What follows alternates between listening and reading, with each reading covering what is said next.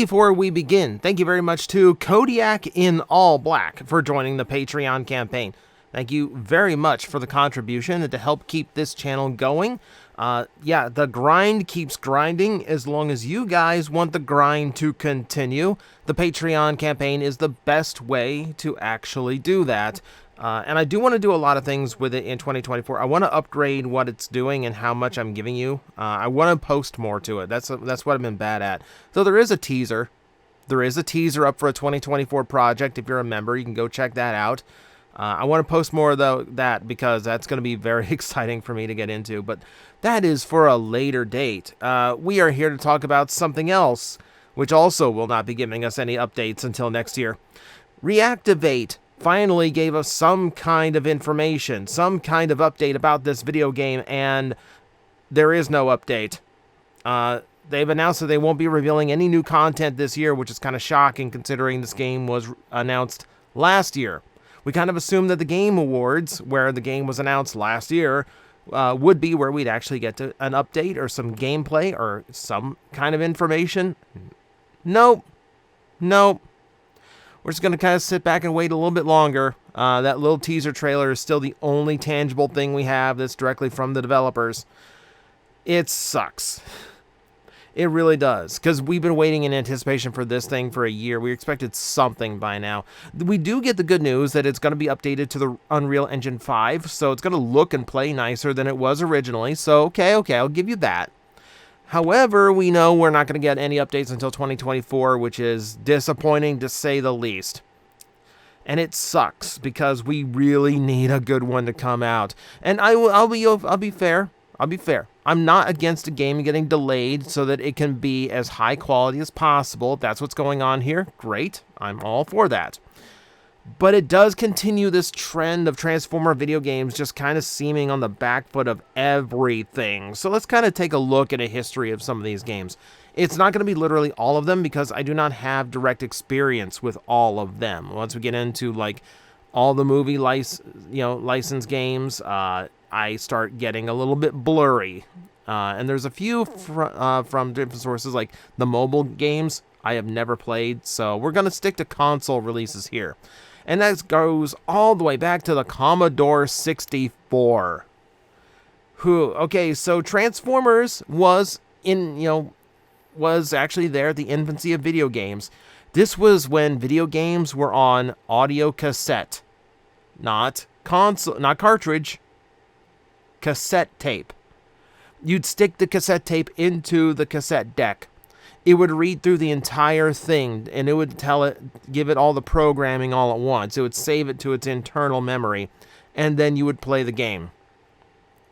So you want to complain about like a 20-second load time in your modern game? Load times on a Commodore 64 and similar systems were in the minutes, where you basically just sat there, go to the kitchen, get yourself a snack and a drink, come back, have the snack and a drink, and you still have to wait longer. The game itself also is horrendous. We played it here on the channel. You can go back and find that in my archives of daily content. It's rough. It is exceptionally rough.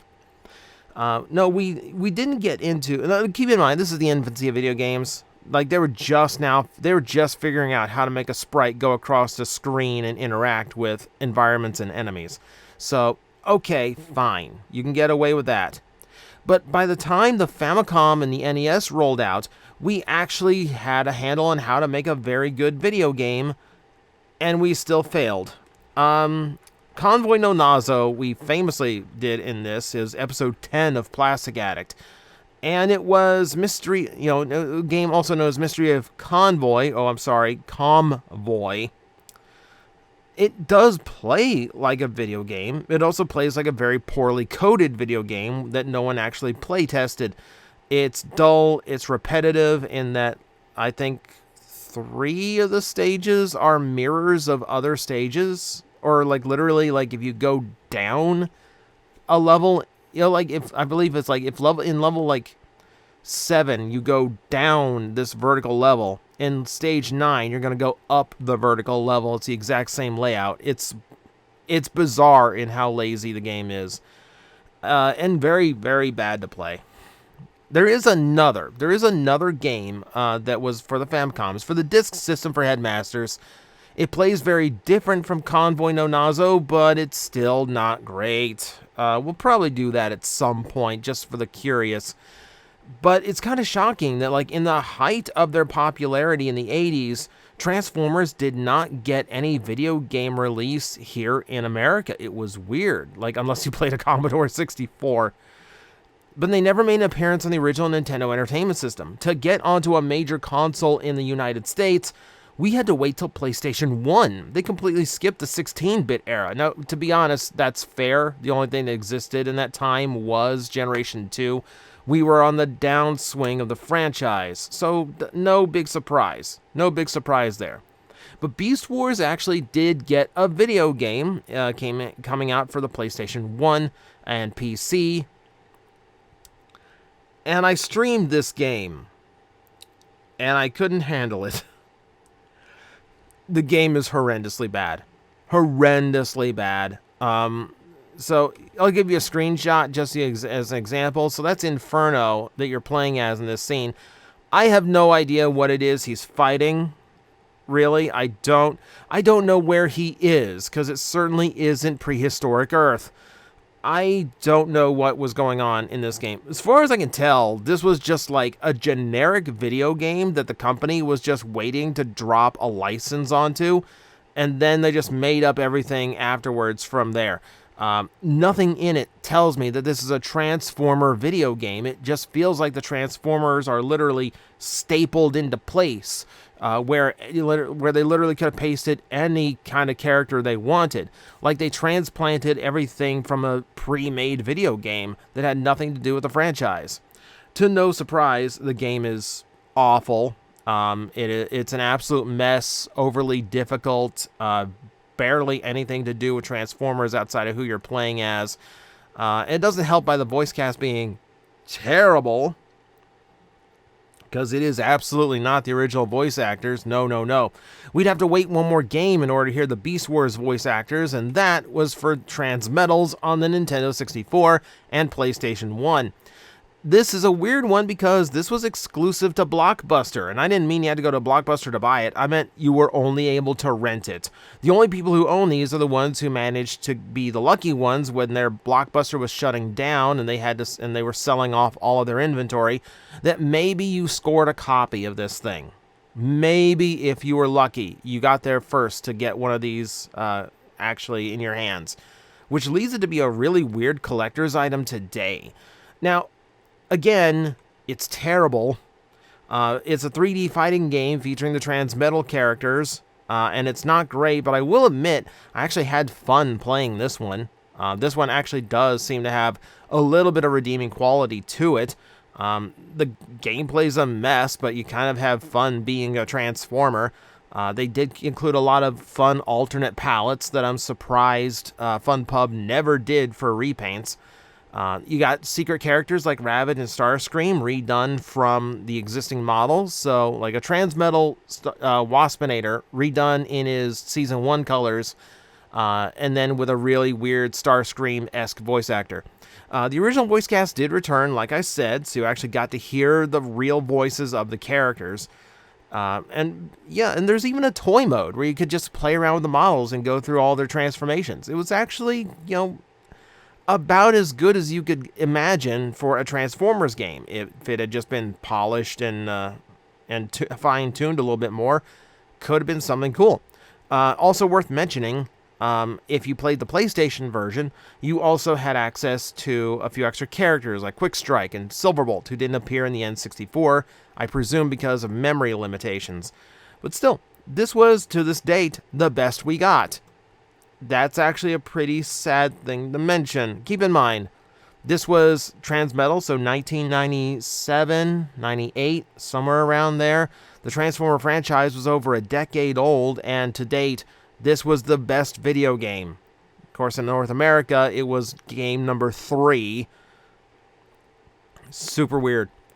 In Japan, they did get one more Beast Wars game, though. They actually got a fighting game for the Game Boy Color, and this is cute and inoffensive. There's nothing great about it, but there's nothing horrible about it either.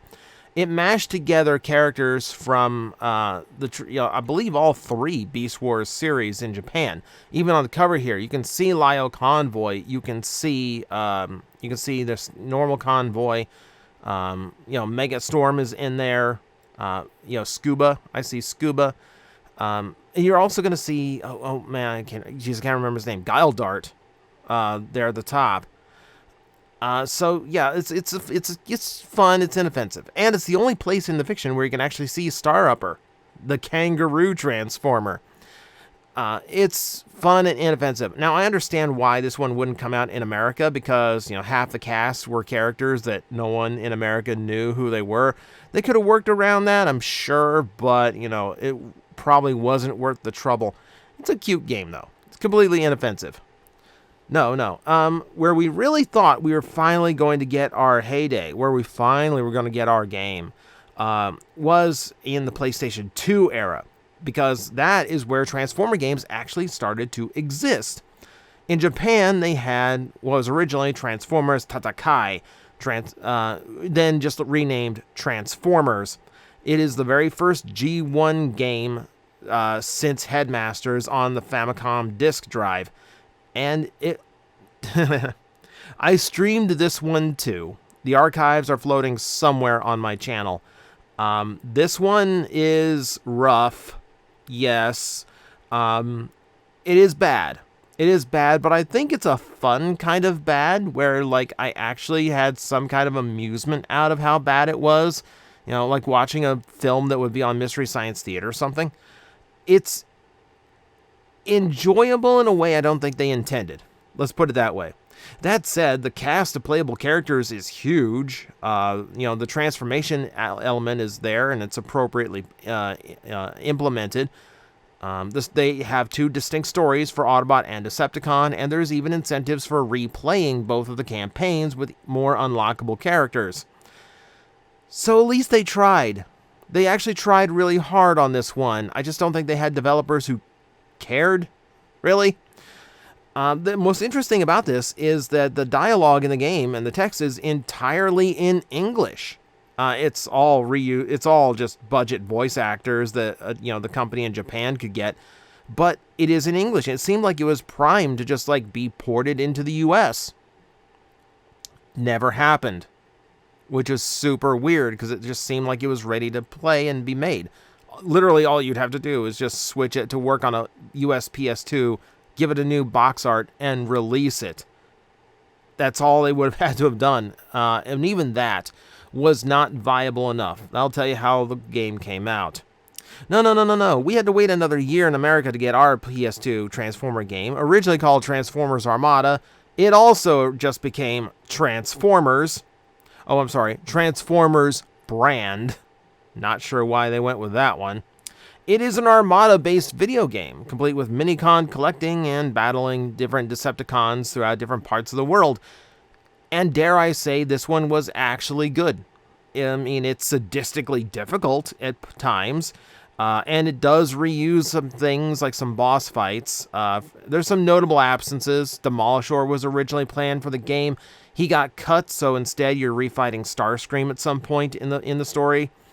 There is a big battle with Unicron, but I think what everyone remembers this game for is the epic battle with Tidal Wave, where he is absolutely mammoth in size. So, and that's what I remember most in the game.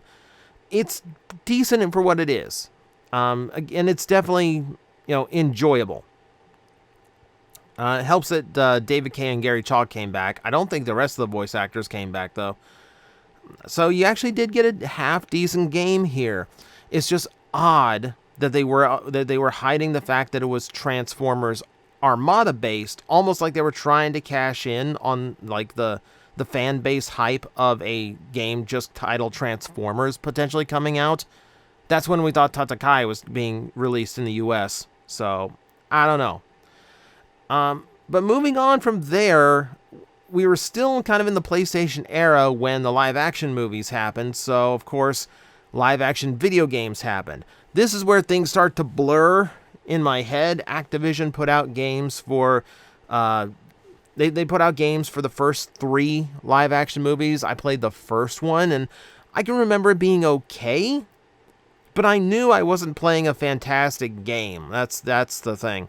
I will admit my memory on it is just a little bit faded out at this point. I think the most fun I remember having with this game is realizing there was a code to actually play as G1 Optimus Prime and G1 Megatron. And the great thing about G1 Megatron in the game is that he's just a floating gun in alt mode, because they still had to make it do vehicle motion. So he's just a flying Walter P-38. It was amusing, we'll put it that way. But they do just kind of feel very shovelware after a while. Yeah, and they just kind of like, it's basic movie tie-in stuff. You know, you're basically just playing through the plot of the movie, padded out a little bit for the sake of the game. I think the thing that people took away the most from the licensed movie games is playing the DS version where David K was, or not David K. Why did his name get Keith David? That's where my brains got crossed.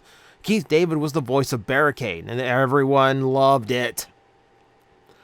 So weirdly enough, the DS version was the one to play, so you could hear David K. They also did this weird thing with the DS version, because the hot thing was to have multiple versions of the same game, like Pokemon did. So you saw a ton of games do that, and they did it too. There was an Autobot and a Decepticon version of that game.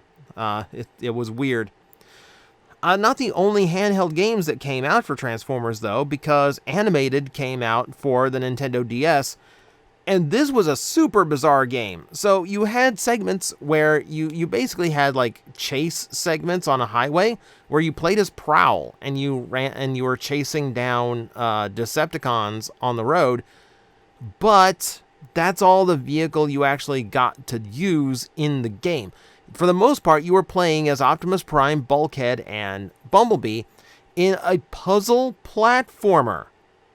And what I mean by that is that there would be segments of the game where you need a heavy character to make this lift go up. So Bulkhead would have to come stand on the button in order to make the lift go up. Bumblebee would be small enough to get into certain areas. Optimus had his axe, so he would be able to cut through walls. So you had to figure out who had to go to the next spot in order to unlock the next area for the right character to go through, in order to do the thing that let the other character go through. Puzzle platformer. Not my favorite genre, but it exists, and it was a thing, so that was where Transformers Animated actually got a game, and it was, again, it felt like a game that did not exist. It felt like a game that should not have existed. It felt like a game that was pre-made with this concept, with this engine, with this level design, and then Transformers got tacked onto it somehow. Odd game. Really odd game. Activision also gave us, of course, the War for Cybertron games, and we don't need to talk about these much. Everyone seems to claim that these are the best games we got, and they are very nice games. A little bit tweaking needed, and I think between War for Cybertron and Fall of Cybertron, they did. And yeah, these were great. These were great for what they were. It's a shame, though, because along with the bad reputation a lot of these games previous get, this one has a more unfortunate distinction of being unable to be obtained anymore. You can only get this as used physical copies. The digital versions on Steam do not exist anymore because Activision lost the rights, and for some reason that completely killed the game's potential for future re-release. Super weird. It's very rare when that happens to a digital game, but it's the one reason why I always try to get physical copies when I can, because guess what? Sometimes digital doesn't promise the promise that it'll always be there. So the fate has befallen both War for Cybertron and Fall of Cybertron. It happened to another game too, but first we have to talk about the game that came in between, and that was Transformers Prime, which is an action platformer game, and it actually feels kind of like how a Transformer game should be. I played it on the Wii U. Never played through all of it, unfortunately, but it felt like Transformers Prime. You know, it actually kind of felt like how I thought a Transformers game should have gone. And it's actually pretty decent. It's actually a pretty decent game.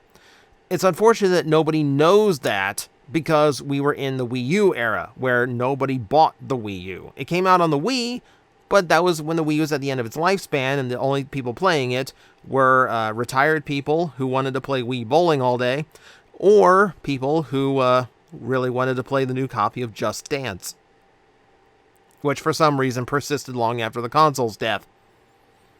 So this one never got the spread that it really deserved to get. If this thing had come out on PlayStation, or if it had come out on PC, I think it would have gone over way better and be better remembered. Really unfortunate on this one.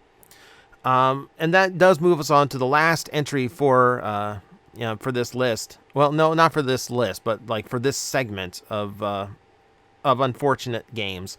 Transformers Devastation is what I would call the very best Transformer game we ever got. A bunch of original voice actors came back. The cel-shaded style really makes it look like you're playing through like a lost prequel to the 86 movie. Yeah, the stages got repetitive, but the combat was fun. I mean, it's the same people who made Bayonetta, so you know the combat's going to be good. To the point where it feels like this is easily the best Transformers ever got. And it also can no longer be purchased. Why does it happen to the good ones? That's where everyone got really weirded out here. Like, okay, fine. If the live action movie games are, vanished from a Steam store or something, I don't think anyone cares. But why the good ones? Why did the good ones have to have this happen to them? So we're left just kind of like clutching our digital copies and never deleting them for fear of them not being downloadable anymore. Or we are hoping that, the physical copies last for a long time. Either way, yeah, unfortunate happenings to the best of the Transformer games. Which brings us to today and reactivates problems and the current Transformers video game, which is Transformers Earthspark Expedition. So this is made by Outright Games, and I want to quickly go through just a quick list of the other franchises that Outright worked with. So we have Paw Patrol, The Addams Family, Peppa Pig, PJ Masks, Ryan's World, Hotel Transylvania, DreamWorks Dragons. I did a video a long time ago where the people that were doing a Dragons game actually contacted the channel and wanted me to do like a little rework this trailer, rework this footage, and do like a coverage piece for it. And I did, because they promised stuff, and then they didn't give me everything that they promised. Yeah, I'm mostly just putting that out there just to say I'm just kind of ashamed of ever doing that video. It has nothing to do with anything else. Let's see. LOL Surprise, Bratz, Baby Shark, Rainbow High. So basically, the company who made this game, yes, I bought it because I have to see how bad it is. The company that made this game just makes shovelware for little kids franchises and basically just puts out junk game after junk game after junk game. They've done 10 games this year. And you'll know that no quality developer has that level of production, so you know it's not quality. This is also the company that came out with the infamous Bluey game that came out recently that is absolutely terrible. So that'll give you kind of a gauge in quality here. Yeah, you will see this game on the channel eventually. I'm going to play it so none of you have to. But that comes later. To this point, this is basically just a quick rundown of the major Transformer games, and just if they are good, it's impossible to get them anymore. And if anything else was just mediocre at best or more likely awful. It's weird that a franchise with like so much animation to draw from, so many comic books to draw from, and $1 billion movie franchise, one of the longest running toy franchises in the history of toys, and we can't get decent, consistent video games. And it's shocking to me why we can't when so many games do combat and driving so well. You know, as part of me is just like copy Saints Row 4. I think that's basically what I want in a Transformer game. But that's a discussion for another time. This has been a quick history of Transformers video games that all have really bad things surrounding them. So, thank you very much for watching. We will sit and wait for Reactivate to put out some good news, and hopefully it won't be another year before we actually get a decent Transformers game. So, join me in waiting in blind hope. Until next time. We parlay with the captain. You would think a werecroc is going to listen to elvish rules of piracy. Of course it would be the Got it. freaking elves Cool. that invented parlay. I had to think of a quick replacement for the French.